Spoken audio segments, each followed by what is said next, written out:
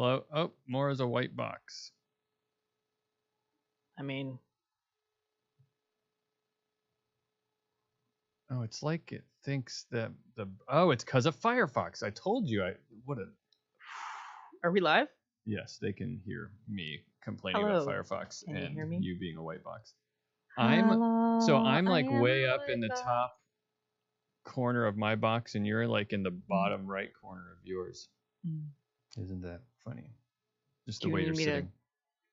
I can move. I'm just I don't- anticipating. It doesn't. Our It guest. doesn't matter. We're not producing high art here visually.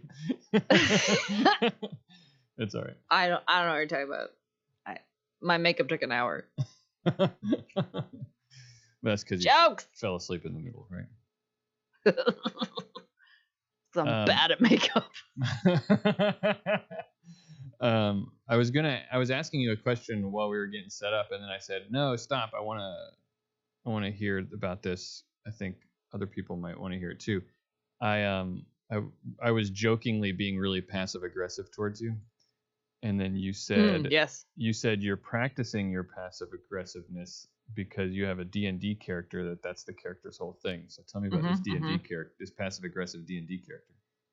Right. So she's like she's a bard and former kindergarten teacher who her instead of performing, she makes passive aggressive comments. And because of the teaching.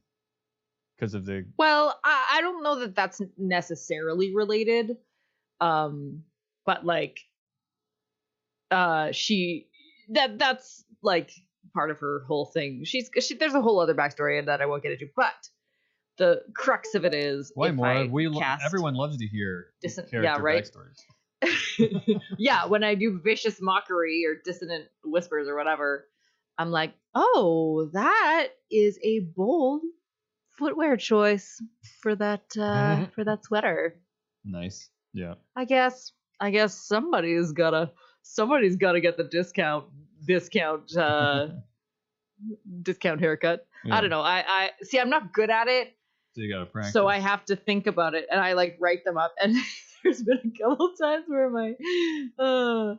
my party, I'll deliver one of these lines, and it's just silence, and I'm like, oh, that wasn't very funny, but in fact, it was just deeply uncomfortable. That's when I like really nail it. Yeah. They're like, oh, yikes. So yeah. So it is something I've been practicing, trying to be passive aggressive. Oh, it's fine. Yeah. Negging essentially is one of the things. I love Biocast says, I love your shoes. They make your feet look smaller. Yes, exactly. You get it, Biocow. You get it. It is a very fun character to play, and also very high charisma. So I'm always like, I roll some good persuasions. Like, yeah. What if you just let us go through this door? How about that? Yeah. Okay. Cool. That's good. It's fun to be the face. It's fun.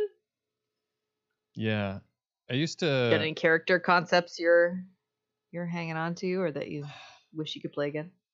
I mean, I haven't been a paladin in a D&D game in a long time because I haven't played D&D in a long time. That's my go-to as a paladin, but I don't like to play.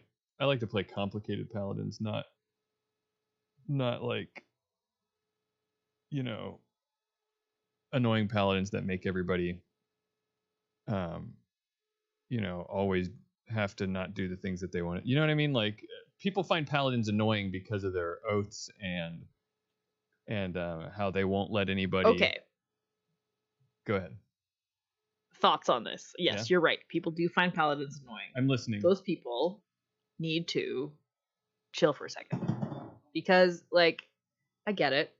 Yes, it can be annoying, and it can be annoying to play with, but if you lean into it, it's a very difficult character choice to play well, but if you lean into it, it can be the best, because it's like a good paladin's like a good Superman movie, a good Superman story, because Superman is interesting because he has this really rigid code, and when something comes up that conflicts with that code and he has to deal with it, that's when he's interesting. That's when he's the most Right. And that's how compelling. that's how I play. I've never heard it put that way before, but that's exactly how I like to play a paladin. The way I see a paladin is you've taken this oath, and you wouldn't have taken the oath if it was easy, right? Yes. And you wouldn't have taken the oath if it was easy for you. Like you're like that. The paladin themselves are trying to somehow overcome some at least the ones that I play, some defect that they have, or some flaw, some character flaw that they have, and they've taken this oath in order to overcome that, right? To better themselves and to in the process also better the world around them, hopefully. And so whenever, like the stereotyped way that people find annoying to play a paladin is they're just like rigidly like, no, I am going to do the right thing, but instead no, it's like my paladins see the utility in doing it the other way, right? Because how couldn't you, right? Like if in this situation we're inventing, there's like some thing that needs to be done, and the supremely annoying or difficult or will cause problems for everybody else way of doing it is how you stick with your oath. Like the paladin, he's not a stupid person. Like he gets it. Yes. So, yes. But so he struggles with that, right? And I've played paladins that break their oaths because either sometimes it's because of they didn't manage to overcome that flaw they were trying to overcome, or sometimes it's more complicated and it's like they've decided that the oath that they've taken is not in whatever situation they're in the part of the world that they're in the community that they're in that is dealing with this problem. Their oath can't solve it the way that they believe it needs to be solved, and then so they break it, but not all of my paladins break. I'm not just like always playing an oath breaking paladin, but yeah. But the challenge and the difficulty is trying to still follow your oath, but also, I don't know, like that's where the nuance is, where the interesting stuff is, I think. The struggle. You want to watch that struggle and embody it, and those are the good paladins. And it is very annoying when your paladin is not going through that and you just make a choice based on only the oath and that's it. And don't even think about the rest. Like I like those moments. And sometimes too, just to move the story along, I've seen some people, they'll be like, I shall turn around and stare at the wall.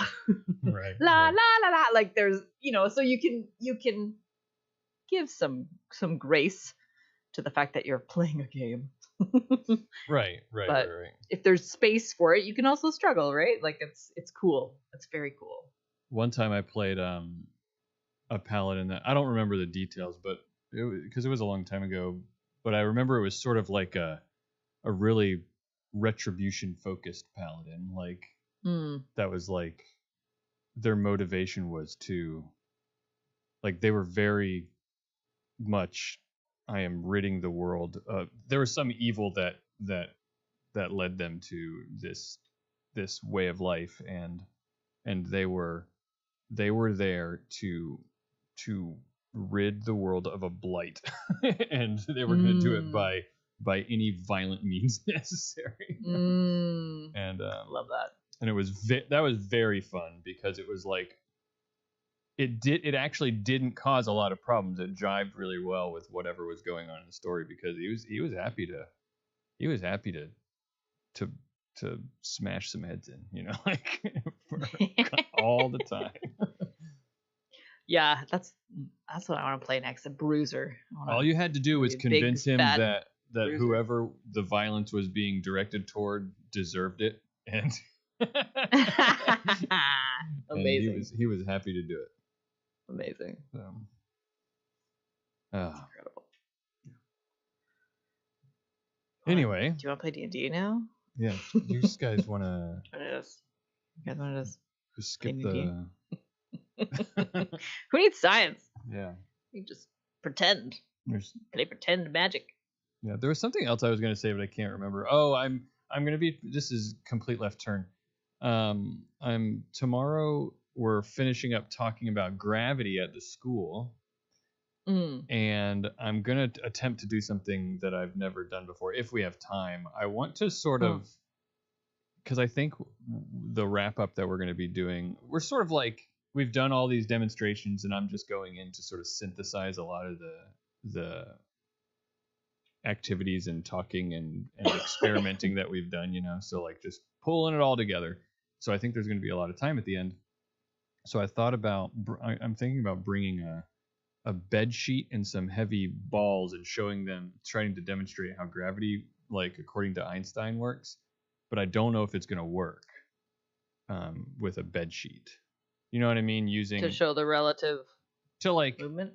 Well, to like, you pull, you get everybody in class. This is my thought. Get everybody in the class to pull this bed sheet nice and taut. Oh. You put a heavy ball in the middle of it, and then you roll some other balls, like, because then it deforms the sheet, right? And then maybe you could take some smaller balls and roll it, spin them around that, and you can show how space time, like massive objects, deform space time, and that's what causes orbits and all this kind of stuff. I think you need something stretchier. I think that's what I'm thinking.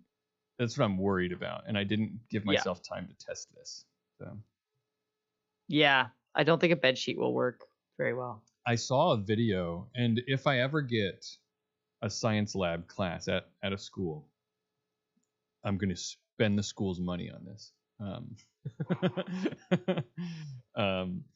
Because I saw a video one time of a science teacher who built just using some like PVC pipe and some, I don't know what the material's called, but it's like the spandex material, whatever that is. Yeah. And sewed a big giant sheet of it together, and then put it in this round PVC thing with a stand, and it just creates this big taut giant round thing. And they dropped heavy balls in the middle of it, marbles and heavier balls, and they could do, and that worked really well because it's spandex. Yeah. It's nice and stretchy, right? But if you have like I'm trying to think. I have like old baby sheets that are stretchy that like t-shirt material, jersey material or whatever. Yeah. T-shirt. But I don't have anything like that. Yeah, no, that's a tough one. But it's it's good. It's a very good visual. There we have the PVC pipe, what you described. We have that at work, and cool. So you've done Bennett was there and saw it happen. Literally like 2 months later, he described to me how gravity worked. What? And explained it with like I didn't quite, he's a quieter kid, so he didn't go on and on about gravity or anything. You know what I mean? Like he was just he was like, "Oh, well, Mom, this is how it works." And I was like, "Can you explain that to me?" And so he was on his bed, and he like took his fist and pushed it down his bed, and then he took his finger and like drew around. He's like, and then the other thing goes around like this. And I was like, oh my god, it's amazing. Yeah, like so. And it it's was because he saw the thing at your science center. What a great validation for you, isn't it? Yeah, it was cool. But I wasn't doing the demo, but I think ultimately you've made me decide that I'm not going to do this tomorrow, especially with having not tested it. Sorry to burst your bubble. No, that's why I brought it up. I often bring these things up for actual advice and feedback. So, because that's the worry that I had. Idea. The fact that you had the same worry as me is what makes me say maybe I won't. Because the worst thing that I could do is be like, okay, let's try this thing, and then Sorry, guys. Yeah. Then they'll be like, then there was like a marble and a sheet, and then they just fling it to the top of the roof. Right. You know Right. they would. They're just. You know they would. Yeah. Yeah. Whee! And you'd be like, oh boy, okay. Ooh, stealing science advice. It's freely given, Logan. Yeah. Freely given. Yeah. It was really cool, the thing that I saw on the video too, because not only did he put like a heavy ball in the middle and then spin some marbles around it to show how orbits happen, and that's not the right word. Oblong orbits and all these kinds of things, like non-circular and but then he managed to take, so you have like the big, larger, heavier metal ball that he had in the middle that was like a star or something, right? Yeah. And then you have all the marbles that are planets. Well, then he did this cool thing. It was actually a demo that he wasn't doing for kids. He was doing it for other science teachers, trying to show them, like, there were other science teachers in the room. He was like showing them, okay, here's how you would do this. But then he took like a slightly bigger marble and then a smaller one and flung both of those around it, and you actually saw the smaller the large marble would orbit the big heavy ball in the middle, and then the small one went along with it and orbited around the bigger marble. So it was like such a cool demonstration about like, this is also how planets orbit, but then also the same effects cause satellites to orbit around those planets. And that was neat. Yeah. Nice. That's so cool. Yep. It was. I just said yep. Yep. Agreed. All right. Hard agree. All right. All right, shall we let's get the intro to this show going, podcast? Because after we do the intro, I will tuck in my child to go to bed. You are going to get a special guest to join you. Right? Yes, I am. But before I do, what day does this air? December 1st. Because we have something else coming in between, right? Well, the last episode we recorded, the one where you did the feature, is next week. Because we have that Coolio. that musical thing that we dropped the other day. We're planning for Thanksgiving. Yeah. All right. Well, thanks for joining us, Logan and BioCow, by the way. Yeah, we should say hello to them. Hello, Hi. Logan and BioCow. Hi. Thank you for joining us. It's so good you're here. All right. We're going to get started. I'm ready. I'm ready when you are. Mm-hmm. Oh, do we have something for the top of the show? I was going to be like, how are you? I'm good. All right. News time. Okay. Wait, hang on. Wow, that was good. That was good. Good job, everyone. 1 second. I saw something. I don't know. Most of my science news these days is AI related. Well, people like hearing about AI because that's the whole thing.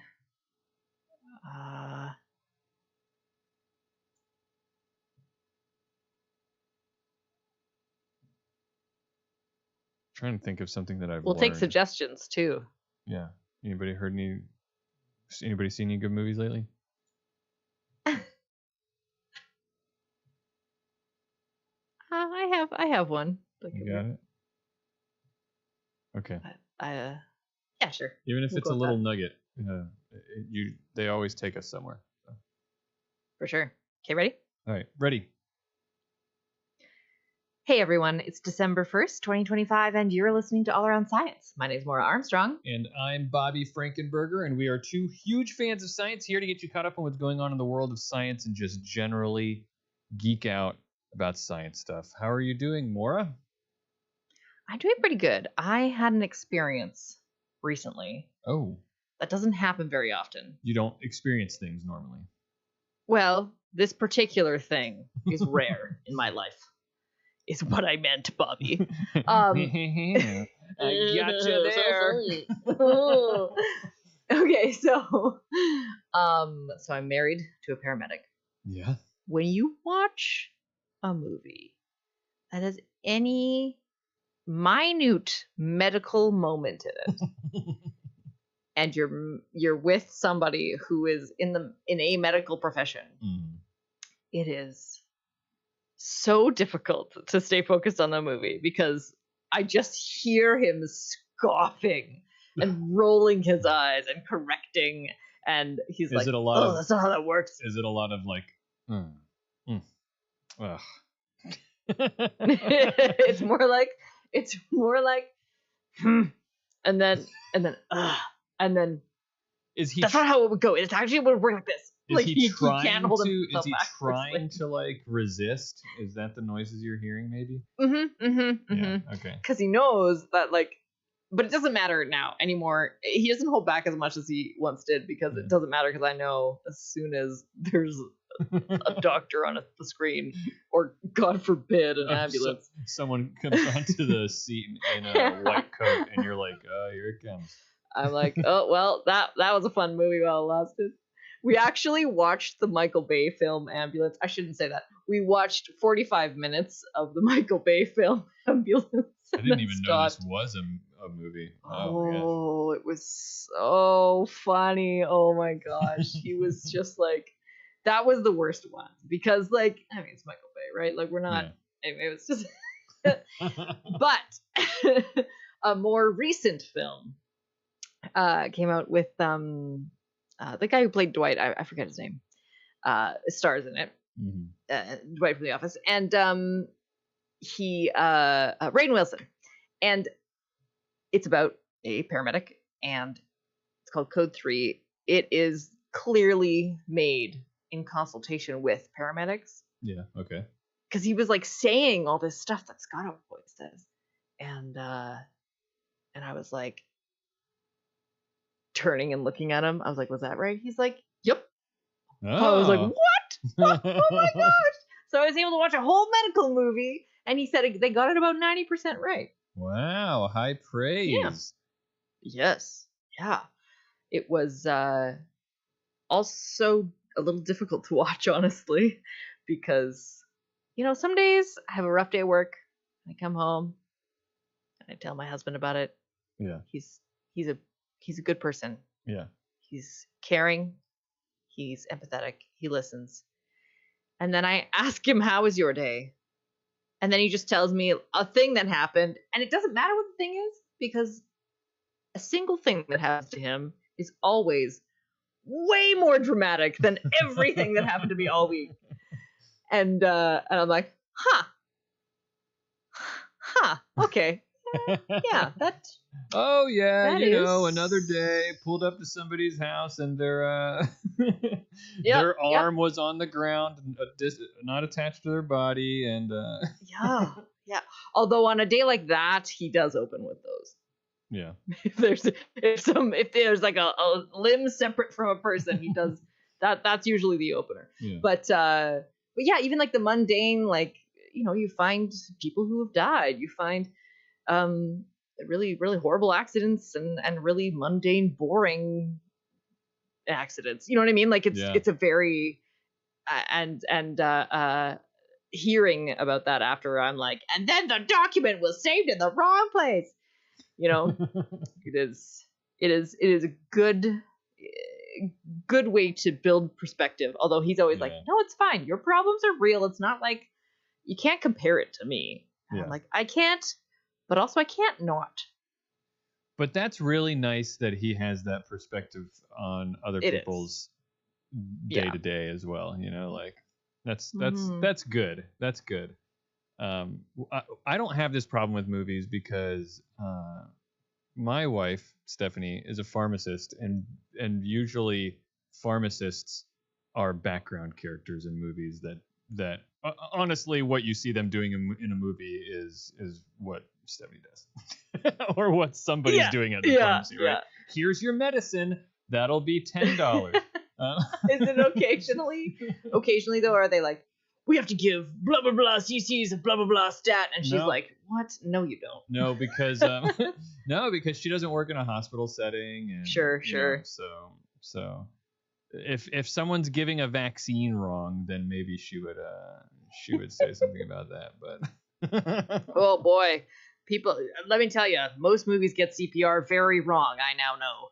yeah. Well, she Oh did my when she goodness. was in school learning about a lot of these things for the first time. She did complain about those things when she saw them. But now she's so far removed from it. I mean, she does get CPR training still. She has to, being in a Yeah, yeah. in a medical profession, they have to stay CPR In case certified someone has an allergic reaction from to a said vaccine, and Yeah. yeah. But yeah, that's good that you were able to enjoy At last. a medical movie. And someday we'll finish Ambulance, but I think I don't know. It doesn't sound like I would want that you want to finish it. And I've never even heard of this movie. well, And I you're fine. understand You're that fine. I just implied that if I haven't heard of it, you don't want to watch it. Bobby's pristine taste in film indicates that this is not a movie worth watching. I mean, it like you know what? Michael Bay knows who he is. He's Michael Bay, so it was really quite funny. Maybe we won't ever finish watching it. I think perhaps in a moment of needing a distraction and something to laugh at, Right. maybe we'll get there. But yeah, it's a good movie. A bit of a hard watch though, not especially if you know someone who has to do that kind of stuff. Although what he goes through is also like his like whole day. Yeah. Like it falls in for a single shift. It's not. It's like an insane shift, like an absolutely insane kind of situation. Yeah. Because it's just thing after thing after thing after dramatic thing. Well, it has to be. They wouldn't have made a movie about that day if it wasn't insane, Maura. Exactly. And like that's the narrative is leaning on the drama of these individual events, but each of them has happened in some form or another. Scott's seen a version of many of these things, and it is not all in one day, but right. it does accumulate. Yeah. Well, I don't have a segue for this, but we have live listeners today. We're recording the show live, and we appreciate all the people hanging out with us while we jabber on about what will be science soon and not television and movies. But hey, you know what? It's it all comes together in the end, because we do have a very special guest today. Oh yeah, one who might actually be a paramedic. Yeah, this very same dude I was just talking about is gonna hang out with us for the first for the news item. So yeah, so maybe let's get to that. So let's get that. Sorry, I was trying to give you a segue, and I stepped right on you did it, the middle of your sentence. And I just decided I was just going to keep doing it anyway, and then aborted halfway through. All right, I am going to go tuck in my daughter real fast. I will put us in a holding screen here, so nobody panic who's watching. We'll be right back in just a few minutes. So yeah, BRB. BRB.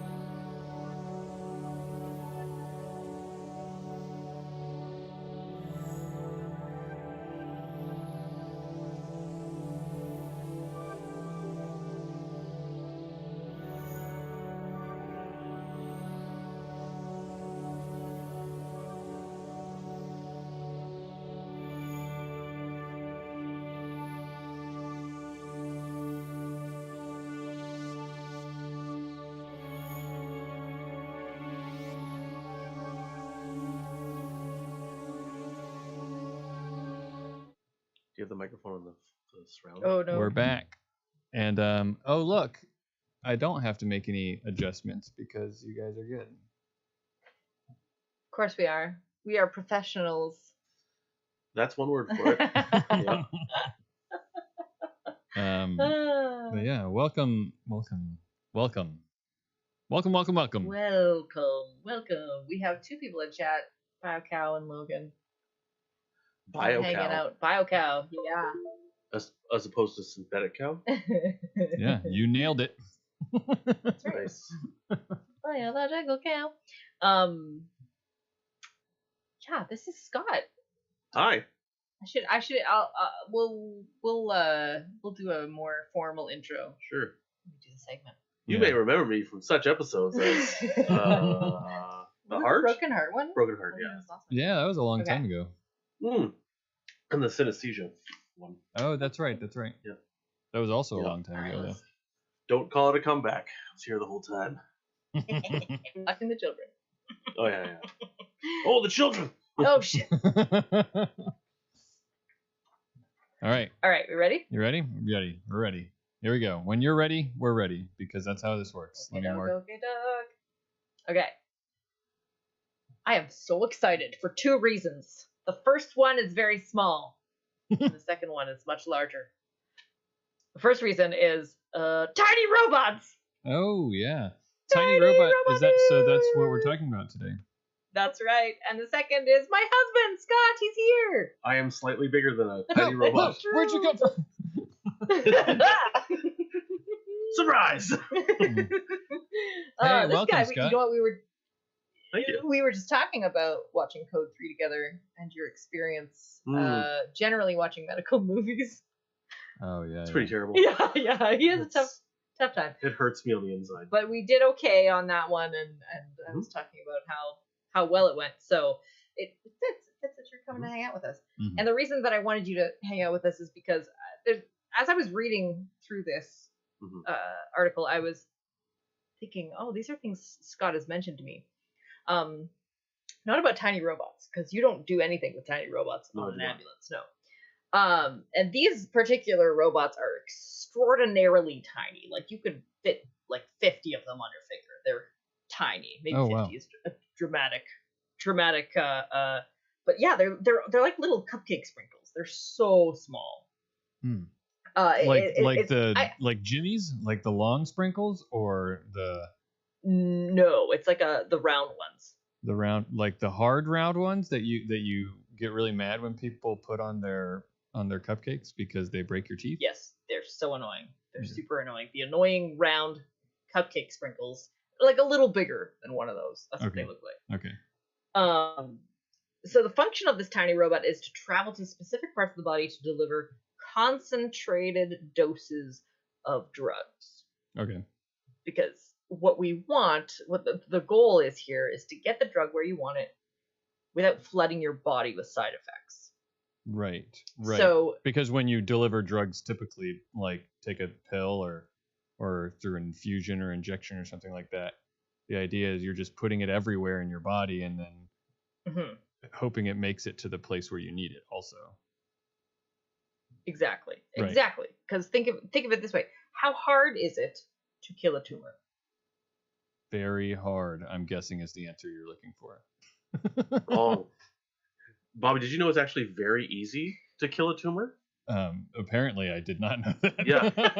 The difficult part is keeping the human alive while you kill the tumor. True, Yeah. I've got an idea for how to kill a tumor. Set the person on fire. Oh Yeah. gosh. Like, Wow, that elevated quickly. fire kills tumors. Yeah, right. Just doesn't work, in the human. Right. It's actually a cancer researcher asked me that once, and I answered it accurately, and then I was like, am I a psychopath? But yes, it's the person, and you want the person to not just live but also thrive. Like Right. cancer drugs in particular are notoriously bad for this. Mhm. They cause systemic problems like nausea, hair loss of immune function, which is a pretty serious problem. Right. But that's only a problem if the drugs are active throughout the whole body. Right. Okay. Yeah. Another good example, and the reason I wanted to talk to you, Scott, is clot busting drugs. Mhm. So you have delivered clot busting drugs in an ambulance, Mhm. and you've told me a little bit about what you have to go through to actually get to that point, because it's pretty precise and specific situations that you use it for. Yeah, there's a lot of checks and balances. First of all, we only use it for heart attacks, or Right. the correct term being myocardial infarction. So when you have a clot in your coronary arteries that's stopping blood flow to the actual muscle, the myocardium of your Mhm. heart, myo being muscle, cardium, and then infarct means basically a stoppage of blood / oxygenation to something. So myocardial infarction. And when we realize that you are having this type of heart attack, or sorry, there are only specific types of heart attacks that we use this for, and they're the quote unquote big ones, Mm. and they're called STEMIs. And what a STEMI is I have to kind of explain ECGs really quickly just to kind of give you an idea. Everyone's kind of seen like little lumps and the squiggles on the line. The boom boom, the like up the tall peak and Yeah, the yeah, low yeah. valley. So you have a little bump, that's your Mhm. P wave. Then you have the big squiggle that everyone knows, that's called your QRS. Each of those points is that doesn't matter. The whole thing is called the QRS, and there's a big bump afterwards The TUV. called the T. Oh. It is the T. Oh. Now the segment between the S wave, which is the last wave in the QRS, and the T wave, which is the hump, Mhm. is called your ST segment. That line should be flat with the rest of the flat line in between the stuff. When Right. that line can go up and down based on what's happening in your heart. If that becomes elevated, we call that an ST, elevated myocardial infarction, STEMI, which is STEMI. STEMI. Oh. So What's that telling you about the heart exactly? that there is heart muscle dying, essentially. Oh So God. it's everything about an ECG is all electricity, right? The flowing of Right, electricity through the heart, and it's specifically like cells depolarizing, repolarizing, and any issues that we see on the ECG is indicative of many different problems. And the way we recognize those problems is based on basically how the heart is electrically functioning. So, anyways, this ST segment, when it gets really, really high, we call that. I mean, it doesn't have to be super high, but we measure it in millimeters. Mhm. So 1 to 2 millimeters is kind of the start of a STEMI. But you can see them at 8, 10, 12, and they start making these huge lumps, and we actually nickname them tombstones because they actually turn into a tombstone shape, like that kind of hump. Okay. And also, if it's that high, it looks like a tombstone. You're probably Not gonna nearing make it. the end. You're probably going to need a tombstone yourself. So it's kind of Right. Right. dark humor there. Yeah. So I'm on the ambulance. You call. You have chest pain. We do an ECG. Oh my goodness, you're having a STEMI. We're really lucky that our system here. What happens is I send that ECG off to our cardiologist. I pick up the phone. I call the cardiologist. I'm like, "Hey, doctor, it's Scott on this unit. Have you received the ECG?" He's like, "Yeah, I got it here." And I'm like, "Here's the 1 minute blurb about the patient when everything started." And he looks at the ECG. He's like, "Wow, that is a heart attack." And I'm like, "Yes, I agree. Thank you, cardiologist." Obviously, we're much more professional. And then we have to go through this big checklist of about 12 different questions, like, have you had surgery in the last 3 months? Has there been CPR performed? Do you have any bleeding disorders you know of? Have you ever had a stroke? When was your last stroke? What type of stroke? Like all these questions Mhm. to basically help the cardiologist choose, are we going to give this person TNK, which is that clot busting drug, TNK. in the ambulance, or are we going to take them to a cath lab at a hospital, and they're going to get the cable up their artery into their heart and remove the clot, or are we going to do both? Are we going to give them TNK and then take them to the cath lab for follow-up? And so TNK is used usually when the cath lab is going to be longer than 15 minutes away, because cath lab is like the gold standard for heart attack treatment, just because they can get in there, and similar to what these robots are kind of doing is that catheter can go inside. It can actually squirt that medication, like the TNK, right at the clot. Yeah. Right. So it's just a tiny, tiny bit, and then the clot can be dissolved.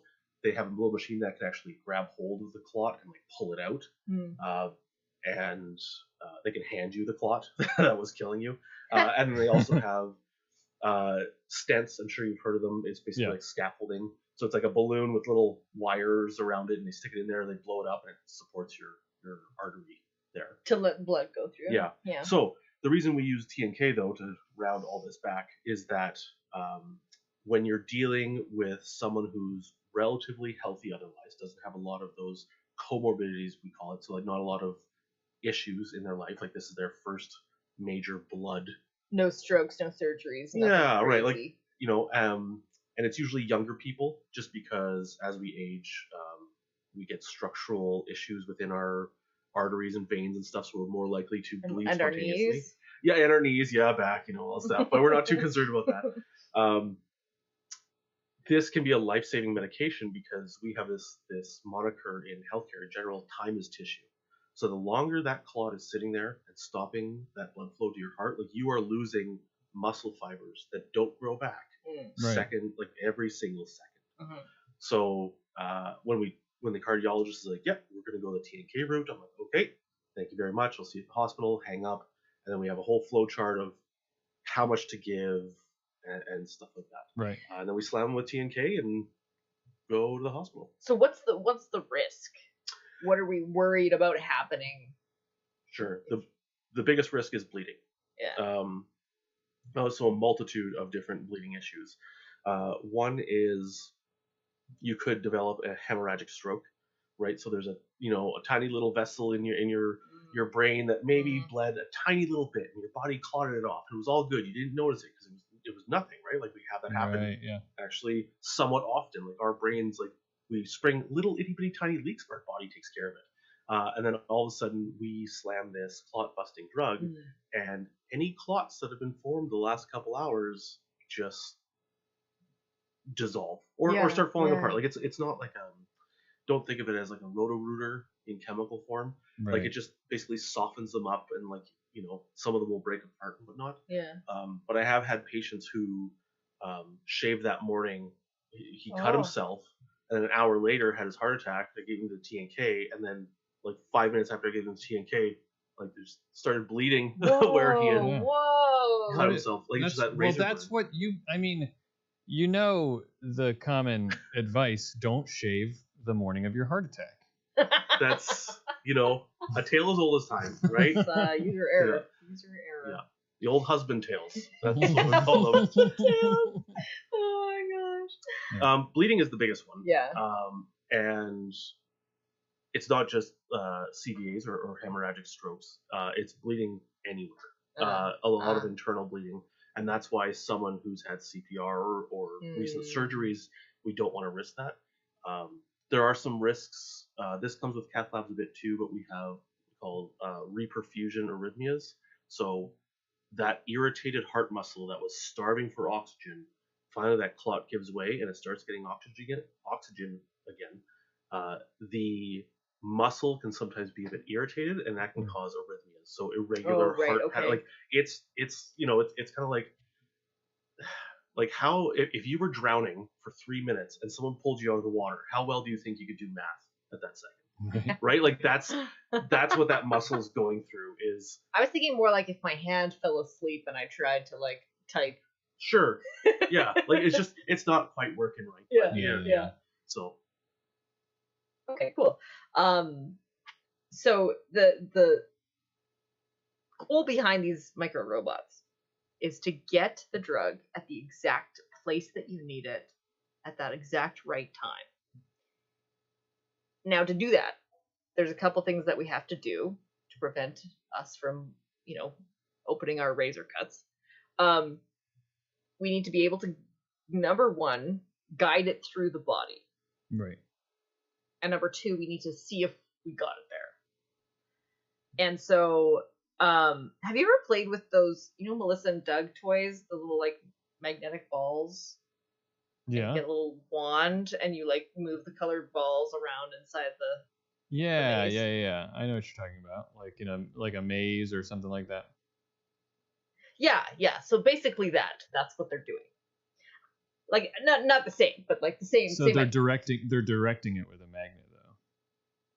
Yes, exactly. Because Okay. what you have is a tiny gel encapsulated micro robot And there's 3 things inside of it. One is iron oxide nanoparticles. So those respond to magnetic fields. Using electromagnets, the scientists who did this research guided the robots to their appropriate location. The other thing they have is tantalum nanoparticles. Tantalum. Tantalum nanoparticles. I had never heard of these before. It sort of looks like metallic sand. Okay.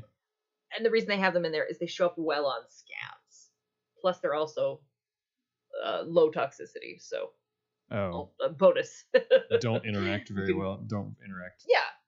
Give the drug, ever. and you also don't have heavy metal poisoning. Bonus. Yay!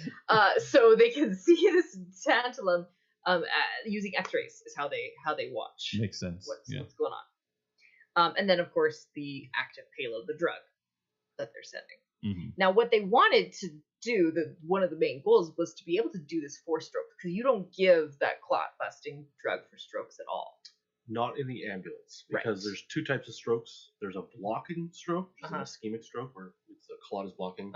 There's a hemorrhagic stroke, which is where there's a bleed in the brain. And unless you have a CT machine in an ambulance, which we do, we have one ambulance in the province that has a CT machine. It's a stroke ambulance. You can't tell what type of stroke it is. You can have a good guess, but if you gave TNK to a hemorrhagic stroke, you've basically signed their death warrant. That's it. Yeah, that's done. Because you're wanting a couple of clots in that case. Yeah, like it's a one or the other scenario, and one is very, very, very bad. So So this is what is interesting, because you're talking about the cath lab, the catheters that they put into bloodstreams to literally go in and physically remove a clot from the heart. Well, that's how they were delivering these micro robots. They put them in a catheter, and then it has this little like clamp thing that if you push it out, the clamp opens up and releases the robot. And then they had the magnetic fields to guide it. So I'm wondering, and this may not be, since you're not a cardiologist. I am not. I am absolutely not. Please do not mistake me for one. But if they're able to do this with the heart, I wonder if, like, do they ever do cath labs for strokes? I'm not super familiar with it. I do know that there is some catheter treatments for strokes. Like I have seen images of catheters in brains. So it does happen. Okay. So that's interesting. So I wonder then too, because the way you're describing it, it sounds like we already have treatments that are kind of doing this. Like the cath lab already is doing it anyway. Yeah, I think, like, and this is obviously just, my hip shot opinion as a mid-level medical professional, not a doctor, not a neurologist, nor a cardiologist, nor a nanorobot scientist. But I do know that the physical structures, like the arterial and venous structures of the brain, is much more fragile than your coronary arteries, and also just the artery, like the arteries that they go in through the wrist or through the groin, like those are primary arteries that aren't far from the aorta. So those are thick-walled arteries, lots of muscle, right? So if there's a catheter, I don't want to say banging around in there, but you know what I mean, like snaking around. Yeah, if they hit the edge, it's okay, right? Like you're not going to suddenly spring a leak from an artery, because it's made to handle stuff. But when you're talking about the fine vasculature of the brain, I think something where you get close with that catheter and then the nanorobot goes the rest of the way, that makes way more sense. Yeah, so it's about precision, is what you would guess. Not that cardiac catheters aren't precise. It's just, I think there's a little more margin for error. And this is like this could be the next level, a tool that brings it possibly to the next level. And it worked fairly well. And this research has been going on for years at ETH Zurich, which is a German university. And the way they did it, it's really cool. they set up a couple of different types of magnetic fields. One was a rotating magnetic field to essentially make it roll along the side of the blood vessel. So cool. And Like Sonic the Hedgehog. yes, exactly.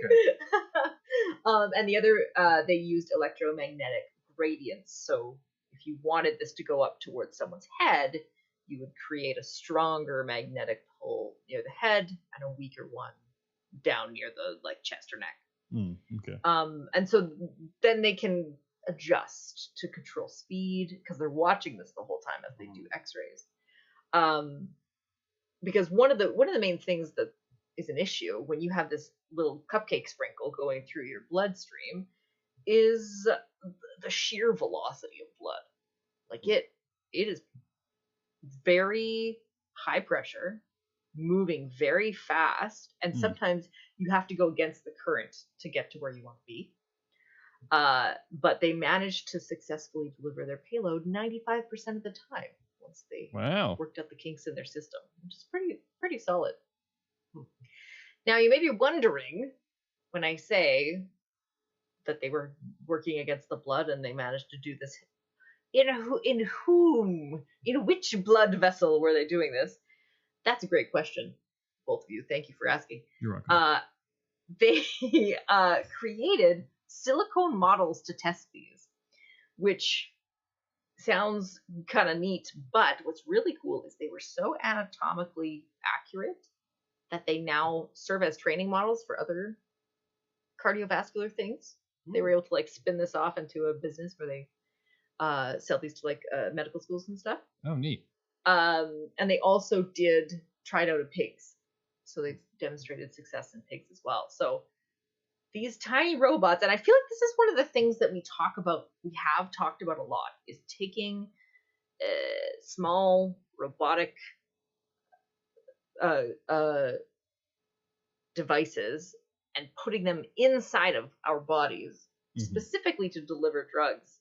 And this is the first time I feel like we've really talked about one that might actually come to market, might actually be seen in the not so distant future. Well, it seems simple enough, right? Right? Yeah, it's seems simple enough to actually be functional. I guess the trick is, does it end up having side effects down the road that we didn't anticipate? And also, how easy is it to actually, because a lot of times what you see with these new medical interventions is that they'll test it for proof of concept, for safety and stuff like that. But then as they try to further test it down the road, and then maybe even bring it to market, they find that maybe it works fine, but maybe the situations in which it is safe and effective are really, really niche, and so it's not. So that becomes an economic problem. Well, this isn't viable as a business because it just exactly. Or maybe it's maybe the side effects just end up outweighing the benefit, and all sorts of things. You just have to see. Maybe it's too hard to manufacture at scale, stuff like that. And we've been talking about blood clots. But to me, this seems like the kind of thing that would be probably even more useful with cancer treatments. Because you have time. You're not it's not like this person is about to die if you don't get that clot out. And you are able then to very precisely pinpoint towards the tumor. Right. And certainly, yeah. I mean, the challenge and the problem of delivering medications where it is needed in the body is wide ranging, right? Certainly there are lots of reasons that is a challenge you want to overcome. Indeed. Well, thanks, Scott, for lending us your expertise for a bit. Now that you're talking about these little circular robots that travel along the wall, they're rolling, and they start shooting the drugs at the thing, makes me think of the droidicas in Star Wars. Oh yeah, okay. Those little rolling droids, and they get their drug lasers out. Yeah, that's better than Sonic the Hedgehog. That's for sure. That's good. Yeah. That's a good image. Thanks for having me. You're Thank very- you for it. Yeah. Certified. Thanks, honey.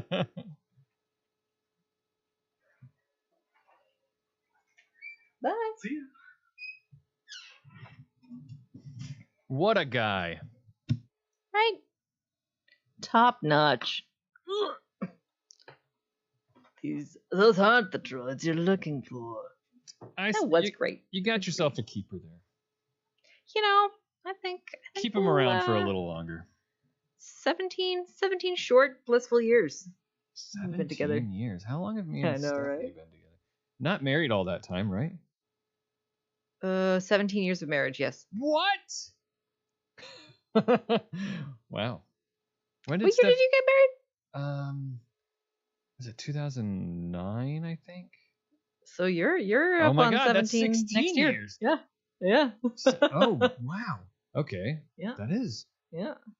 We're the same. That's right. We got married young. Was it young? Yeah. Well, I mean, we're the same age, so we're roughly the same age. Yeah. Well, I guess you would have been a couple years older than me when you got married. I was 23. no, because we're like the same age, and if we've been married basically the same amount of time, Yeah. So you've been like 23. You've been like 25, 24. 24, I think maybe. Jung. Yeah. Jungian was, marriage. We got lucky because a lot of people get married really young. You know, you change, and Yeah. sometimes you change together in a productive way, and sometimes you sometimes you don't. change in a divergent way. Yep. So I'm glad it worked out for me and this excellent dude. Me too. You know, so far the first 17 years. Who knows where it's going from here? It's good. That's just have him onto the podcast every once in a while, and I'll certify. I'll recertify. Yeah. Certify you. I guess we need Stephanie too to get her certification. She's Yeah. Send us more drug Fine. questions. I've told Stephanie if we have any medication questions, you'll have to come onto the show, and she said she would. So. good. Logan says the 18th year is the hardest.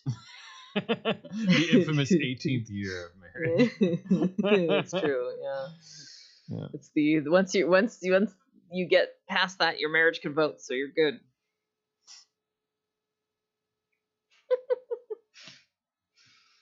They have this concept of something. It makes me think of a concept in aviation. I can't remember what the specific name for it is, but it's this idea that I think it's when you look at general aviation accidents, like private pilots or general aviation. We're not talking about, commercial pilots or airline transport pilots, because those people have been flying for a really, really long time. So in general aviation, there's this, like, when you look at accidents and you plot the number of accidents against the number, like how many hours of flight time the person has when they have an accident. Oh, okay. Yeah. Like if you have your x-axis is the number of hours of total flight time the person had when they had their accident in an airplane, and then the y-axis is the number of accidents. There's some bump around, like it's you have accidents that are a little bit higher at the very beginning, which makes sense. Then it goes down a little bit, and then somewhere around 200 hours of flight time, you have a bump. And 200 hours to like 250 or something like that, there's this bump. And it's this whole thing in aviation that everybody talks about, the 200-hour pilots. And I mean, I think the like what would you guess would be the reason that happens? Dunning-Kruger effect.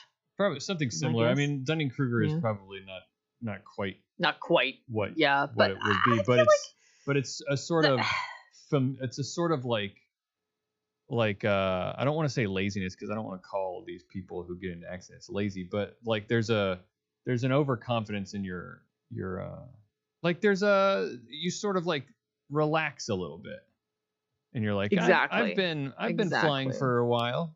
I know what I'm doing, and you relax a little bit, and you You think, might skip a couple steps. You're not. You're kind of in between the phase where you don't have to think about it. It's not at the point where you don't have to really think about it, but you're past the point where you have to think about every single motion. Right, because flying is all about checklists. Like every pilot is all about their checklists, right? So, and there's a reason for that. It's because flying is as safe as it is. It's also dangerous, right? Like the reason it's so safe is because the aviation community is so attached to these checklists. Yeah. So once you the way I always describe it to the kids, because the kids ask about it all the time, I say, yeah, flying, there's more that can go wrong, but that's why we are so careful. But the idea is that, like, because they'll ask me, why do you have so many, Kaylee is my younger daughter's flown with me before, and she's asked why you have all these, like, in my lap is a book with check. She's like, why do you look at that every time? Don't you know what to do already? And I'm like, yes, I know what to do, but you still look at it every time because you want to make sure you don't accidentally skip a step. And then she'll say, asking why is that so important? And the way I explain it to her is, if you're driving a car and something goes wrong, then you pull over. But if you're flying a plane and something goes wrong, the stakes are a lot higher. It's not. Yep. Yeah, and so that's why we practice accidents, we practice emergencies and stuff like that. And you just don't do those kinds of things when you're driving a car, because it's not needed. You just pull over, But if you're in a plane and you have engine trouble and you're, 8,000 feet off the ground, you need to know what to do, and you need to know what to do without thinking about it. Yep. Yeah. Yep. Immediately. Yeah. Woo! That's scary. Yep. Anyway, why did I start talking about that? I don't know. But it's okay. There's an audio record. We can go back and find out later. I've been wondering about skill decay and learning with the advent of AI. I've been trying to, with that in mind, avoid over-reliance on AI. I was maybe using it to support my, writing and synthesis more than I became comfortable with. And so, what made you uncomfortable about it? I felt my skills slipping. Yeah. My writing wasn't as coming as naturally, and my processing, I kept thinking like, oh, well, I'll just get AI to do it. Instead of thinking about it and honing it more. Instead of reading a whole document and thinking it through. Right. I was like, well, I could just get an AI summary. But like, it was crazy today. I opened up a PDF on Adobe. It's 6 pages long. And a little thing at the top popped up, and it said, this document looks long. Would you like a summary? Oh my God. I was like, I'm sorry. This is a 6-page document. It was like, oh, this looks like it might be work to read. Are you sure you want to do that? Do you really have half an hour to read this? Not even half an hour. How long would it take to read 6 pages? Like, that is... Wow. I was like... I don't know. If we lose the skill to process 6-page documents, we are hosed. Like, that's shorter than a credit card agreement. Oh my gosh, yeah. You know, like, not that I read those. The reason I ask is because I do think that even in writing and all that kind of stuff, AI is fine. But I was curious why specifically it was making you uncomfortable, and the way what you're describing makes sense. Like you felt like you weren't using it as a tool to improve your like you had too much of an urge to shortcut, is what you're saying. instead of using it So as a I've tool to improve your writing. and the beauty and I think both the good and bad of AI is that it is it's cognitive offload, Right. which is amazing. Well, there are when plenty you of need- writing situations where I'm happy to let AI do all or almost all of it. Right. Like, Yeah, like that's not a bad thing because you then, you can do more. You can bring yourself to a different point in analysis. And AI is Sure, here to stay. It's not like you got to use it for some things or you're going to be way behind, but if you can't internalize like all the points of either like the topic that you're studying, the thesis you're building, if we lose the ability to synthesize, then you're not able to think critically anymore. Right. Logan, I think, has a nice analogy there. He says, I mean, it's nice to be able to use a car to get places faster, but I don't want to give up walking. Good point. I like that analogy. It's a tool. It's useful, but yeah. Anyway, how did we get on that? Oh, Logan asked us. I have let's get into the feature. This I is have a very some long science to talk about as well. thing. Yeah. Right. You ready? Ready. More, I have a feature today, and it's inspired by a very short question from one of the friends of the show, Palmer. Dear friend. Dear friend. He was on the show one time, but he's a listener and a friend, and asked a question, very short question. Do you want to read it? It's 3 questions long. I don't even know if it's a complete sentence.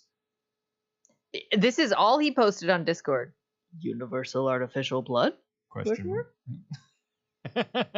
And the answer is, are you offering?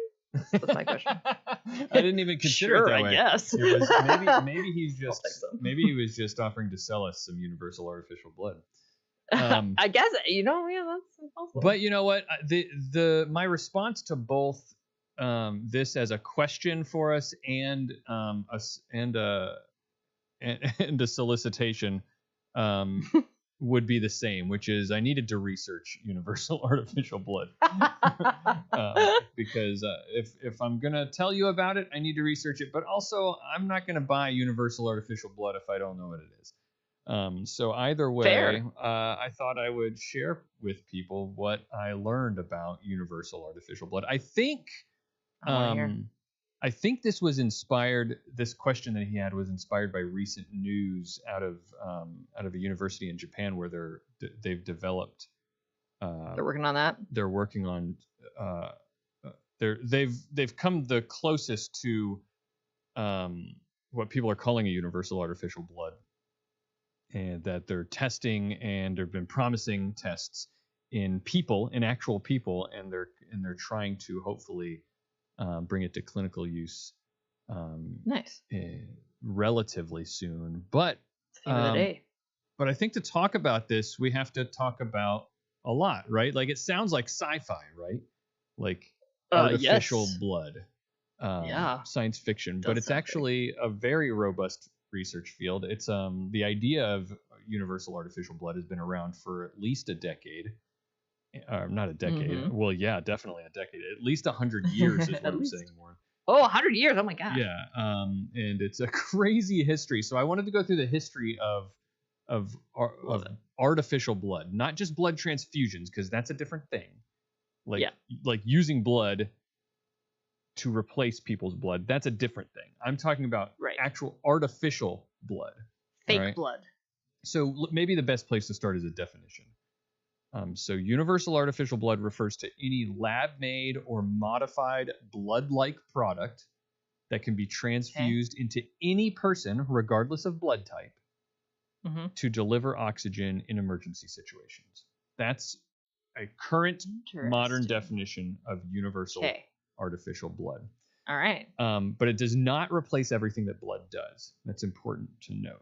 Okay. All right. It's mainly about oxygen transport. But in the Yeah, I was gonna history of say. artificial blood, we didn't always know that is what it needed to be.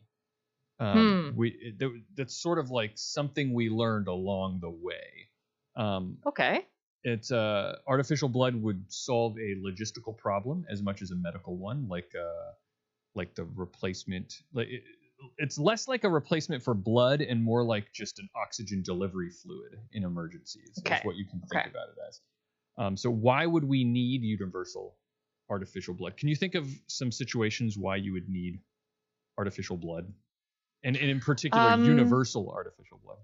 I mean, rare blood types would be one of the big ones, I imagine. Yes, for sure. Somebody comes in, they've lost a lot of blood volume.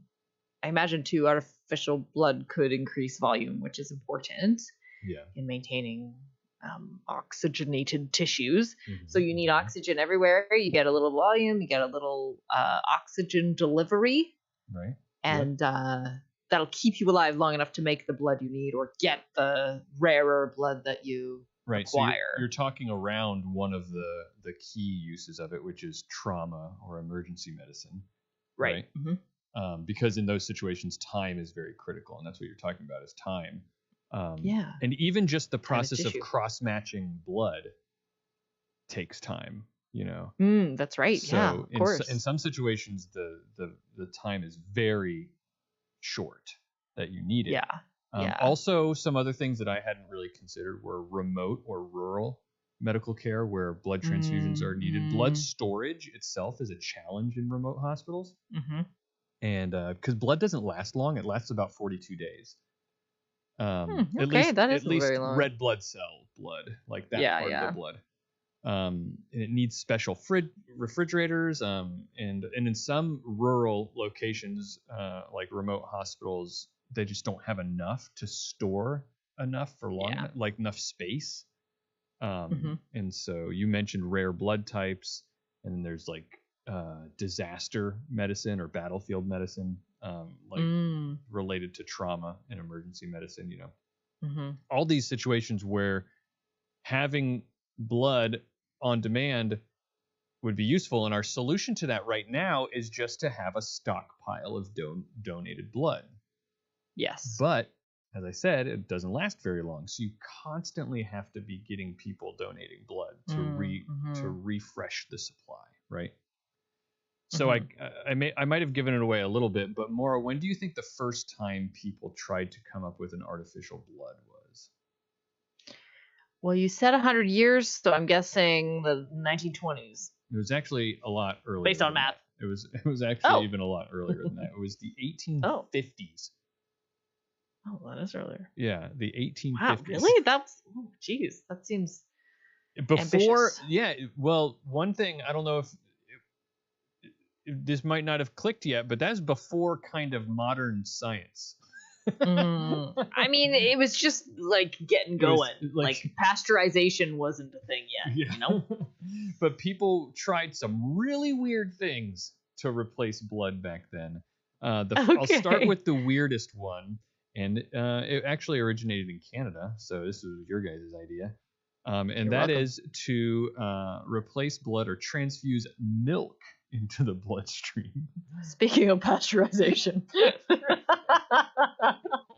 Exactly. Wow. And how did that go? Not well. Not well. Well, I would imagine. It made me think God, of how what it is made me wrong think with of people? milk in bags. You could just You just hang it. you just hang it on the thing. But to my veins. the reason they thought this is and it's so bizarre to me. It's so strange to me to think that this is how far we've come, even in just 150, 170 years of medical science. Because it was thought, the reason that they did this is it was thought that the fat globules in the milk would turn into white blood cells. Isn't that crazy to think that recently people thought that would happen, Okay. At what point are we like fully on board with the germ theory of disease though? When did that happen? Because so- if that's the case, I don't know that they knew the function of white blood cells at the time. I think that though Yeah. microscopes existed and they did for sure. and they did know that that was a component of blood. And Huh. so So they're like, oh, these blobby things look like these other blobby things. yeah, it was clearly a bad idea. Oh wow, Led- it's just led to a- wild to think. Led to a lot of problems. There was another great one, which is that they would transfuse wine and beer into people's blood. Was it just like like what do you got in the pantry? Like what's liquid? right, Why don't we try oil next? Well, How about so, a little? isn't that funny? Yeah, but well, because the idea they clearly understood that people losing a lot of blood was bad, right? And so I think they we've all. I think that's pretty intuitive. yeah, but so you got to think through like what are they trying to like troubleshoot and brainstorm here. Like there's a fluid in their body, what can we replace it with, right? And the thought with beer and wine was that it would raise the spirits of the people, which it probably worked. I sincerely doubt that. Well, I mean, just if the alcohol into your bloodstream probably made people feel pretty good for a little bit, but maybe I guess not for very long. Oh boy, the sugar, the burn, Oh yeah, the yeah. tannins. Clearly, Anyway. that was a bad idea. Mhm. Didn't last too long. Another thought was they would infuse saline into people's bloodstreams. Not a Fair. terrible thought, because it actually would Better. help with hydration. Mhm. We do that with people now. Hooking up saline into their like dehydrated patients, right? Yeah, yeah. But it's not a replacement for blood. All it's doing is hydrating people. Right. Also, people tried animal blood, which Yeah, that one probably- makes more sense to yeah, me. I was about to say probably of all these, that's the one that makes the most sense. Yeah, like okay, At I least get it's that. blood. I'm sure everybody who tried it died, but I get it. at Right, least. because there were massive immune reactions that would happen: fevers, kidney failure, and death. Like but that's not gonna work, but you find out pretty quick. And anyway, I This just was- can't think of the thought process. Yeah. Why? this right. So this was all in the 19th century, in the 1800s. So through all Right. this trying and failing, they learned some lessons, and that was the primary lesson that they learned was that blood, it's not just some filler fluid in our body, right? There's something else going on there, and some sort of biocompatibility needs to occur in order for things to succeed, right? Because it's not just any blood. It can't be animal blood. It's got to be, and it can't be milk. It can't be just any fluid. It has to be something, right? Yeah. So then we get to the 1900s, the early 1900s, and there was a big breakthrough. A scientist named Carl Landsteiner realized that when you mixed some people's blood together, the blood cells would clump together. Right? But some people, you could mix their blood together and that wouldn't happen. You'd be fine. So this was interesting to him, right? And after doing a bunch of testing, he realized that there were generally 3 categories of blood that would cause clumping. 2 of the types would clump up when they mixed together, and then there was a third type that could mix with the other 2 types and without clumping happening. And if you haven't realized yet, he basically discovered blood types. Indeed. A, B, and O blood types. The A and B types is what he called them. He named them these. Those were the ones that you would mix together and clumping would happen. And the O type, he actually called it C type and changed it later to O. I appreciate that. Yeah. He Consistency. that third type was the one that you could mix with the A and the B and nothing would happen. It wouldn't clump together. It was fine. So cool. And then later in the 30s, the RH factor was discovered. That's the positive and negative to the blood types, right? So by the 30s, we understood that blood has types, and and even the sort of lesson that was learned in this era of experimenting with blood and everything was that even human blood has different features that make some blood compatible and some others not compatible, right? Right. Which right. is a very important breakthrough. So important, Indeed. important that we take it for granted that that's a thing that we know now, right? Like everybody understands. That's true. Blood type. That's a really good point. Yeah. Okay, so then you get to the 1940s to the 1960s. In this time in human history, there's a lot of really big wars globally going on, right? You've got World War II. And which time? 50s, 60s? The 1940s to the 1960s. Right? 1940s to 1960s. Yeah. Yep, I can think of one in particular. Yeah. There's a lot of big wars going on. There's lots, and also with war comes a lot of medical stuff, right? You've got battlefield medicine going on. Lots of advances in surgical procedures were made, and you need lots of blood in these situations. Or people are losing a lot of blood, I should say. We'd already started to understand blood types, but because of all this medical research was advancing, battlefield medicine, surgical medicine, all this stuff was being researched. And so more and more research was going into understanding how blood works and what blood cells themselves are doing. And this is when a lot of research went into, and scientists discovered that hemoglobin was a thing that transports oxygen in the blood, right? Okay. And so it started to be understood that oxygen transport is a very important function of blood. All right. So scientists started to think, well, do we just need, if oxygen transport is this huge major function of blood, do we just need a fluid that can transport oxygen? Like, could we just do that? And so they started to they started to think on those levels, right? Like, how can we just get oxygen transported through the body? How can we do that without having to deal with this blood cell problem that we have, which is this differing incompatibility between people's blood cells, right?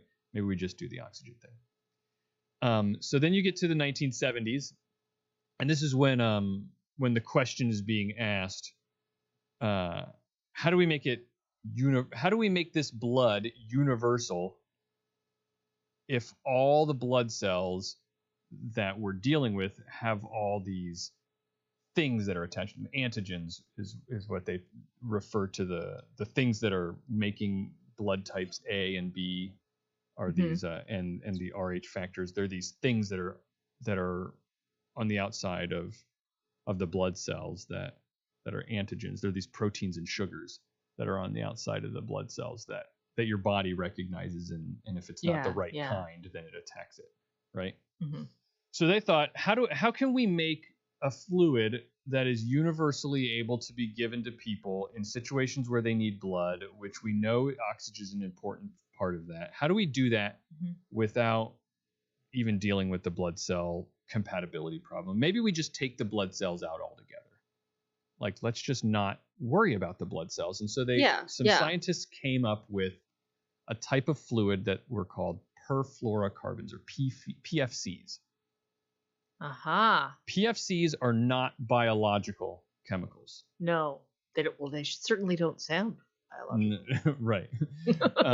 They are what a PFC is. They're carbon chains where the hydrogens. So carbon chains are just a bunch of. They are what they sound like. They're carbon atoms all chained together. But if you look at the molecular structure of a carbon chain, there's all these hydrogens that are sticking out of the sides of them. Well, a perfluorocarbon is a carbon chain where they take the hydrogens out, they swap the hydrogens with fluorine atoms. What this does is it makes these chains very inert. So that they won't react in the body. But they also are very good at dissolving oxygen very, very easily. Okay. So it's just like generally dissolved in this fluid. Yeah. So if an analogy that you can think of is that where red blood cells are carrying oxygen but on the hemoglobin, Hmm. PFCs are carrying oxygen more in the way that a soda carries carbon Right. dioxide, right? Right. The CO2 is just dissolved into a soda, and so it's in the mixed in. fluid. Yeah. Yeah. PFCs are a fluid that oxygen has been dissolved into it. And this was a very Got it. exciting breakthrough. Yeah, that's cool. Because, I mean, think about it. If oxygen is the thing, then in emergency situations, we have this very oxygen dense fluid we can just put in your body. So scientists were very excited about this. It was all over the news. It was actually starting to show up in sci-fi as well. I don't know if you've ever heard of the movie The Abyss, but they imagined in that movie it was PFCs being used to allow liquid breathing and stuff like that. Okay. So yeah. it was starting to show up all over the place. The FDA even approved a PFC called Fluosol in 1989, and it was a PFC based emulsion of oxygen. It was like it looked milky white. Oh. Which I wondered, is that where the androids in the Alien movies, they have milky white blood. So I looked it up, but it was that movie was made, no connection. That movie was made 10 years before the FDA approved this, so I don't think. I think that was a coincidence.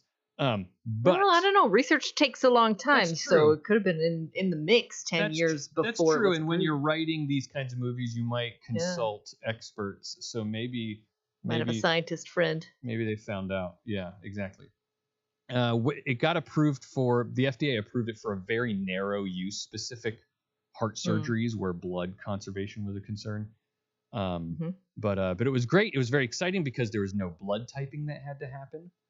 At the time, there was no HIV or hepatitis risk because it's not blood, and that was a big concern in the late 80s. Yeah, for sure. It had a longer shelf life than the 42 days, so very, very exciting. But problems started popping up. I can imagine. Logistically, it was challenging. It had to be stored frozen at minus 20 degrees Celsius. So your average refrigerator and freezer doesn't store things that cold. Yeah, same kind of storage problem as before a little bit. Yeah, exactly. It required a very high oxygen environment. Either the patient had to be breathing lots of oxygen in order for it to work, or the PFCs themselves had to have a ton of oxygen bubbled through it right before the infusion. So it was just logistically challenging, right? Like it didn't hold on to the oxygen for a long, long time in storage. It also actually caused immune reactions in a lot of people, fevers and inflammation and stuff like that, which, it didn't, I don't think it was killing people, but it just, those are big side effects, right? Inflammation is not a small thing. And if you're going through a significant physical trauma and then suddenly you have a fever and inflammation, like it could make a bad problem worse. Even if you're getting the oxygen you need, you may not actually benefit in the end. Right. And they found also in trauma and shock victims that it didn't actually deliver enough oxygen to be useful in those situations. So it ended up not being a thing. However, eventually it was used in that study where they had people pigs breathing through their butt. Yeah, you're right. that was a perfluorocarbon. It lived on in those pigs. You're right. There you go. There you go. They're trying it out. I saw a twinkle of recognition in your eye when I mentioned perfluorocarbons. But yeah, it got pulled from the market in the early 1990s because of all those problems. So the problems with PFCs was that they just dissolved a ton of oxygen and then delivered it everywhere in the body. That's kind of why it didn't get enough oxygen in those trauma situations, right? Like it's just like, here's a bunch of oxygen and you pump it through the whole body. But your body doesn't need that oxygen everywhere all the time. Your body needs oxygen to be delivered in specific places where oxygen is low, right? Right. So I want to ask you, what do you think is different about low oxygen places in your body? What's the an environmental cue or signal that is going to be different in High CO2. Exactly, right? When Mhm. oxygen is depleted, CO2 is either going to increase because it gets replaced, or just the fact that the ratio is going to go down, right? Well, that's what the oxygen is used for. Right. It's then used to process, various things within your body, but like at the end, the waste product is CO2. Right, exactly. So in areas where oxygen is needed, CO2 is high. And what does high CO2 cause? Acidosis. Yeah, lower pH. Yes. Lower pH. Which is just another way of saying acid content increase, right? Like yes, it becomes more acidic, right? A more acidic area, yeah. And do you know what's really good in your body at detecting changes in pH? Your blood? Hemoglobin. I would imagine. Okay, so that's Right. how it knows. Yes. That it turns That's out how that it evolution knows. figured out a pretty good solution already to delivering oxygen to where it needs. Come on, body. It's so cool. Every time I learn something new about the body, I'm like, wow. And it's hemoglobin. Yeah. So our Mm. biological systems win again, and they're already doing it. So scientists started to think in the 1990s to the 2010s, around the turn of the century, what if we just isolate hemoglobin? Like, what if we just take that and we take it out of the red blood cells? Because remember, the red blood cells are the problem in terms of they've making got all it. these antigens. Because we're talking about universal artificial blood, right? That's right. So what if we just take the hemoglobin out? So they tried that. It turns out, though, that hemoglobin is pretty toxic in the body. Oh, really? Yeah. When they would isolate hemoglobin and then make and dissolve hemoglobin into a fluid, it would cause people's blood pressure to skyrocket. Dang. It would generate lots of oxidative damage, inflammation, organ damage, all kinds of stuff like that. Okay. And it turns out that the red blood cells themselves are sort of like a container for the hemoglobin, and it protects your body from the toxic hemoglobin. So again, evolution sort of figured this out a long time ago. And darn it. But scientists did find some ways to make hemoglobin safer by encapsulating it. And that's what I was gonna say. Encapsulation. Yeah, and sort of cross-linking hemoglobins together. I don't know how that process worked, but I know every time I was looking into this and how hemoglobin was being used, cross-linking came up. But also some people were deriving hemoglobin from cows, apparently, trying to use animal blood again, but just the hemoglobin.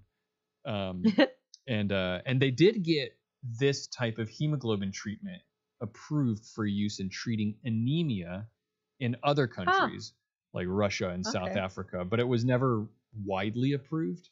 So in the United States and in Europe, it was never approved. I see.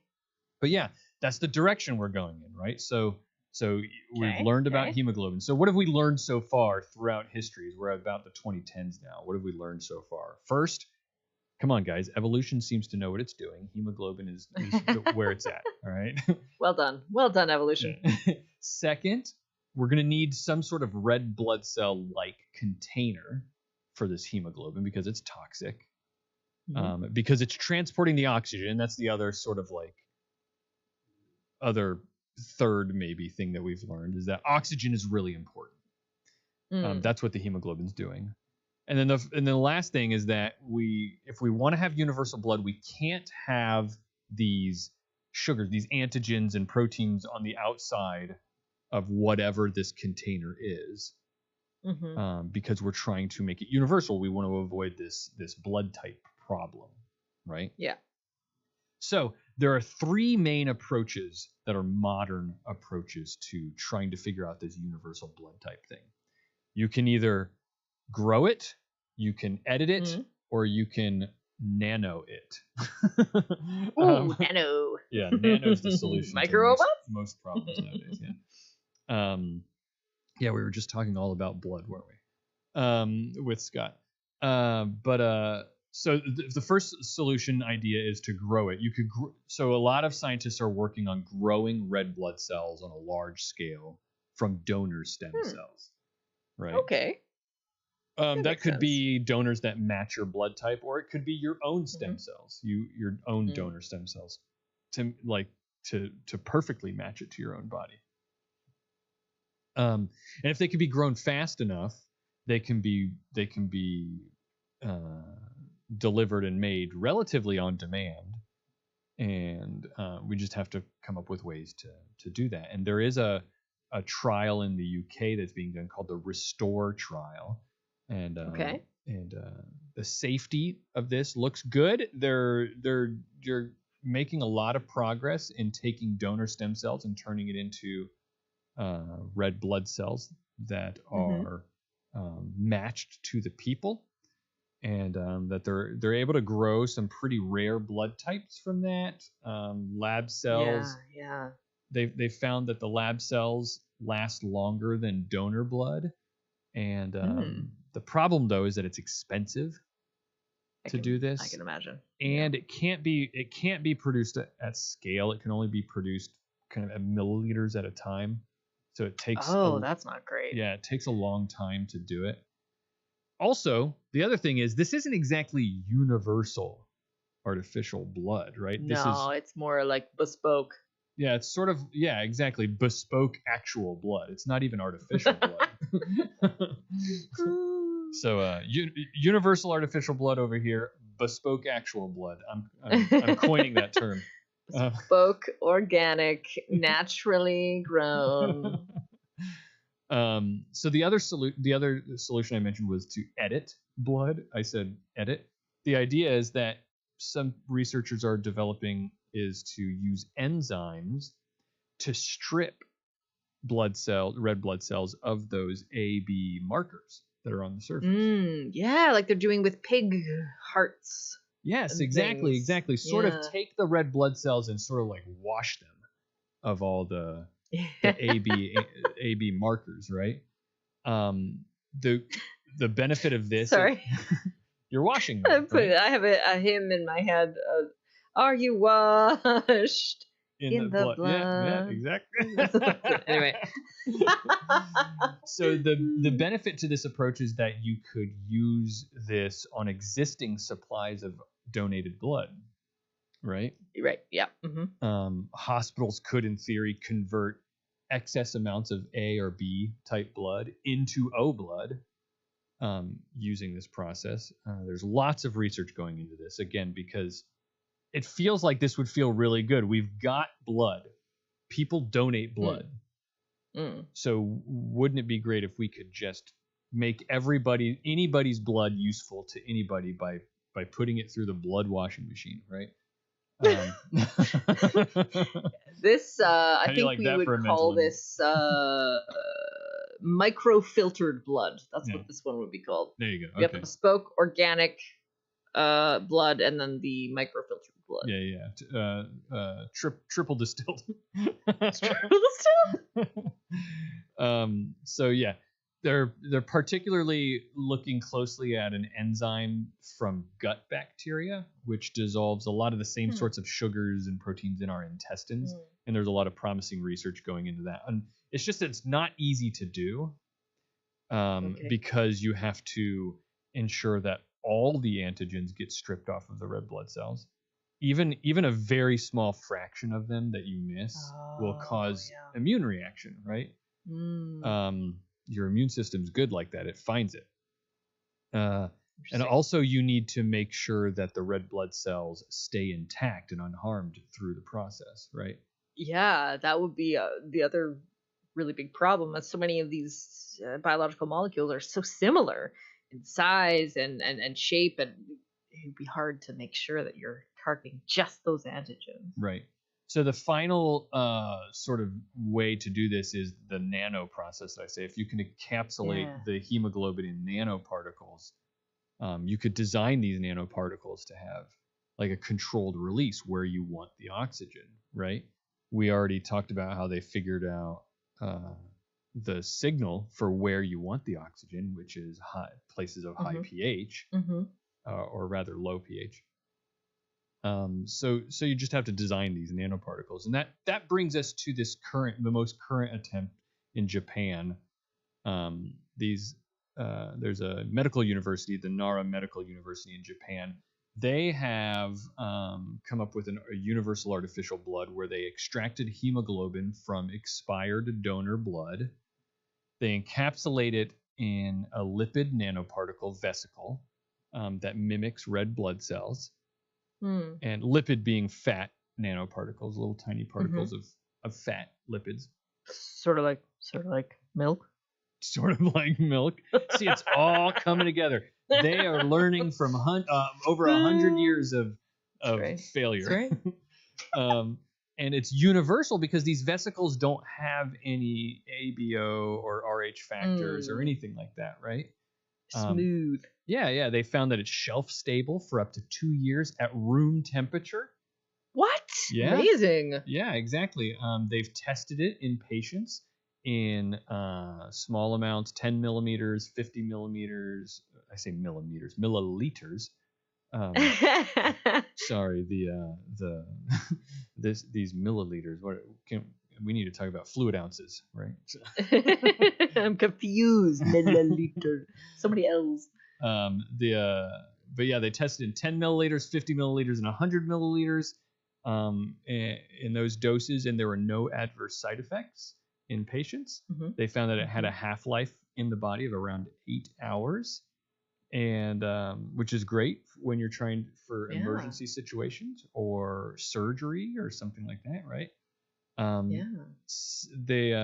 They've started safety and efficacy testing this year in 2025 with 16 patients where they've increased the doses to 100 to 400 milliliters. Things are looking good so far. They just have more testing that they need to do, and they're hoping to be in clinical use by 2030 if things continue to go well. It's purple. That's cool.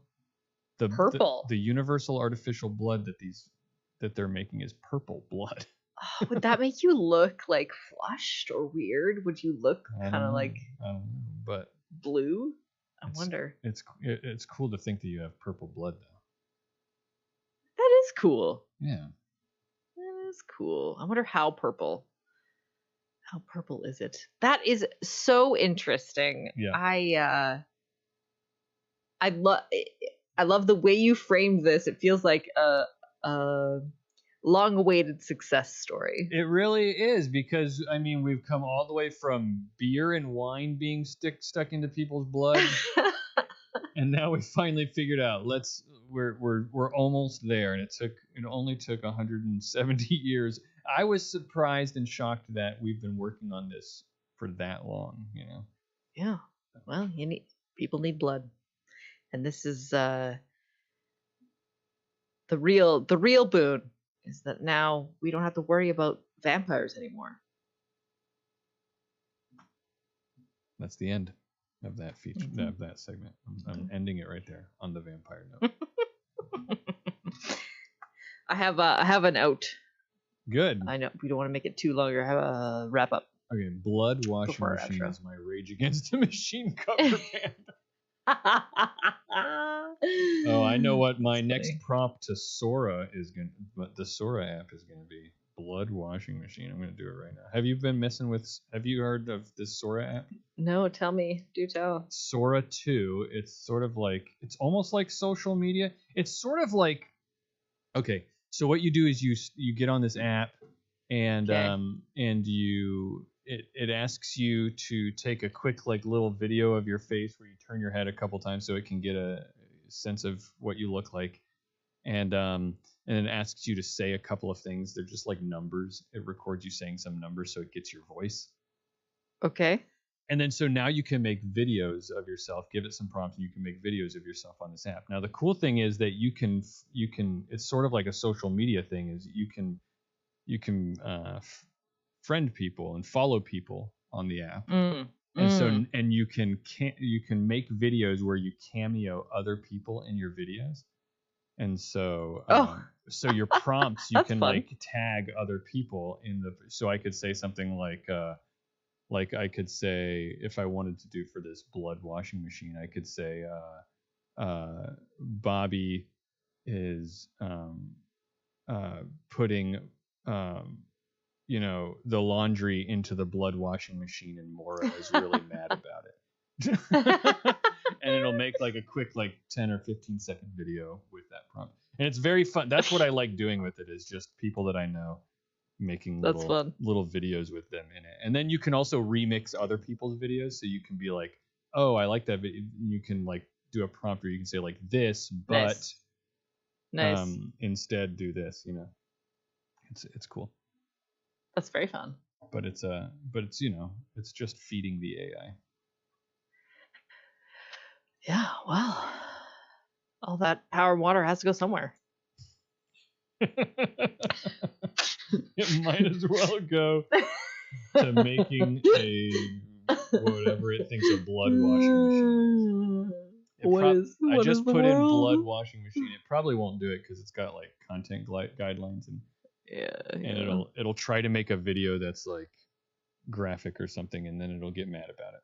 That's the thing. It'll like you'll ask it to do something, and then it'll come back. It'll make the video, and then it sends you a notification when the video is done. And then sometimes you pull up the notification and it says, "Oh, this video is against our content guidelines." And I'm like, I didn't make the video. You made the video. Why are you? Yeah. Anyway. Incredible. What was that? Oh yes, I know what I was gonna say. Okay, ready? All right, I am ready.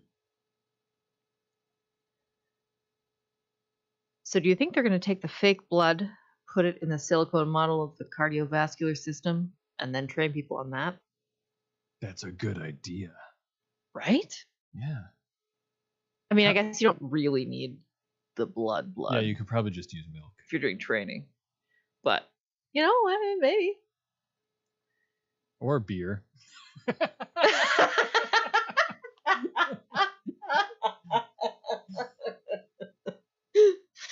Yeah. That's it for All Around Science. Thank you for listening. I'm just gonna go with it. If you got questions or feedback, you can email us at contact@allaroundscience.com. We're on socials at All Around Sci or All Around Science. My name's Bobby. I'm Mora. And we'll see you next week for some more science stuff. The beer one though is the one that confuses, because wine in a way, like it red. It looks like blood. Mm-hmm. Yeah. But then beer? Like what? I think beer was not as carbonated long ago as it currently is. You don't think so? Why do you think that? I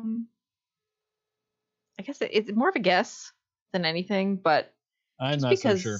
I'm not so sure. I've had, I could be wrong, but I find that European beer is less bubbly than American beer. Are you drinking it warm? I have, yeah. Because it would be if it's warm, it's gonna hold less carbon dioxide. Yeah, maybe. No, wait. Isn't it the opposite? No. Wouldn't it hold more carbon dioxide if it's warm? Can't you dissolve more things into warm things, usually? Well, maybe. Is CO2 able to dissolve more in warm or cold water? Speaking of AI.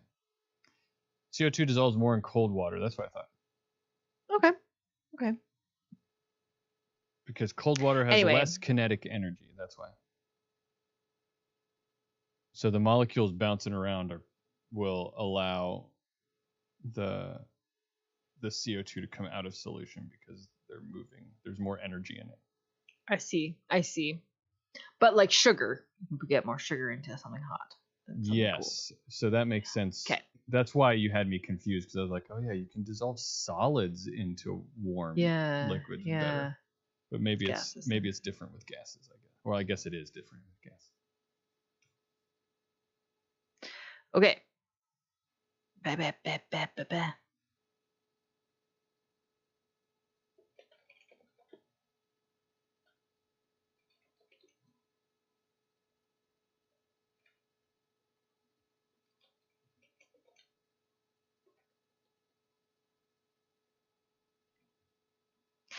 I'm ready. I'm also ready. On today's episode, Tiny drug robots. and we learn about the history of artificial blood. All that and more today on All Around Science. I stopped my recording. Logan, I agree. That was fun. Better save my recording. And it has been a while. I've missed our live shows. Me too. It's good. It's good to do it again. I don't know if we have it in December either. Because, you know, holidays and all that fun stuff.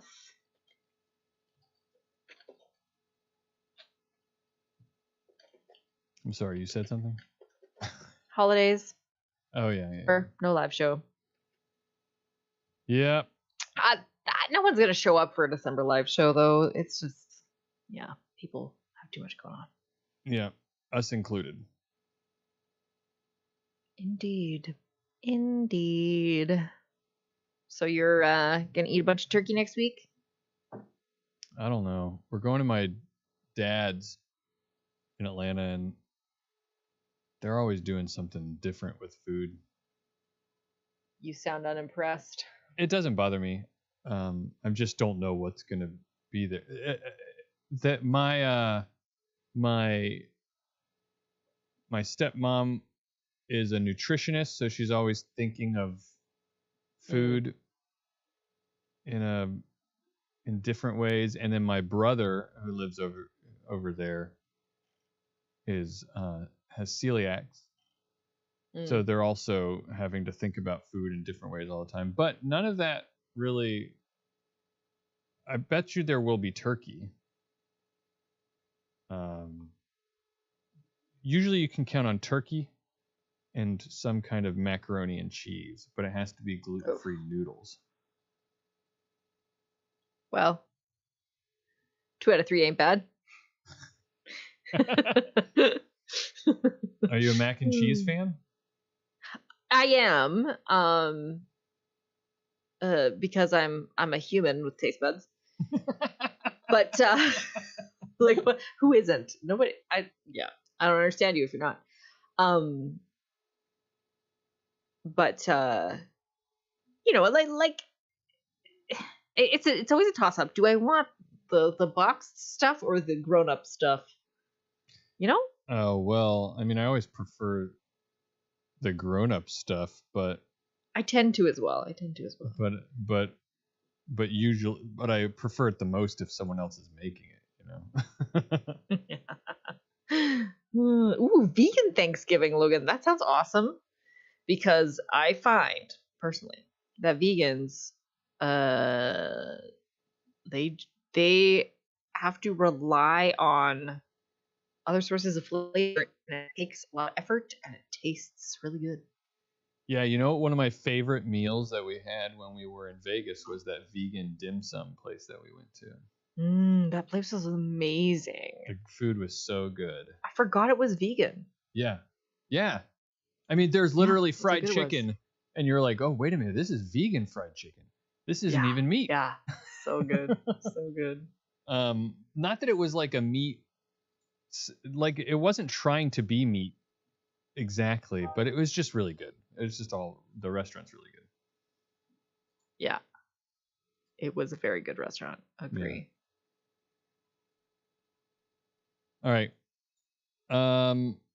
Maura and I know, have to have a meeting after this, and then I have to go to bed. Serious meeting. We have to have a serious meeting, and then I have to go to bed because I have to get up at 3:30 in the morning. Dang, why? Are you flying? My daughter is going on a field trip 4 hours away, so she has to be dropped off at the school very early in the morning. Yike! Yeah. That's a commitment. She's very excited about it. What's the field trip? It's just to an aquarium, but it's to the aquarium in Atlanta, the Georgia Gee. Aquarium, which Huh. is like 4 hours away. So. I think I've been to that one. The Georgia Aquarium? You've been there? I haven't even been there. I went to Atlanta a few years ago. Oh. I Really? did go to that aquarium. You went to Atlanta was was it amazing. before you knew me? Because why would you have gone In to Atlanta? 2017. Yeah, so we didn't know each other. Not really. I mean, yeah, we Yes, hadn't I have become been friends there. yet. Let's put it that way. No, yeah. This was the one where you stood on like a conveyor belt and they like brought you underneath the tank and you could see like there was like arched things over top and it was like stuff swimming over top. It was Oh, that's crazy. Yeah, It is a wild place. I think. Yeah, it was really neat. I think Zoe's gonna really enjoy being at the aquarium, even though she just is looking forward to a trip with her friends. I think she low key really does love like aquatic life. She just is too cool to admit it, you know. Oh, But, Olympic Park. Yeah, I went there too. Yeah, I'm looking at pictures online and yes, that's cool. Yeah. It's a long time ago. Vaguely remember. Just good stuff. All right. The point Logan, is, Battle I'll be up Cow, early, possibly. but we have a meeting first. So, Real quick. Yep. I'm gonna say goodnight to everyone. Thank you guys for showing Au up and revoir. hanging out with us. And we'll see you the next time we do something like this. Hopefully. Good night.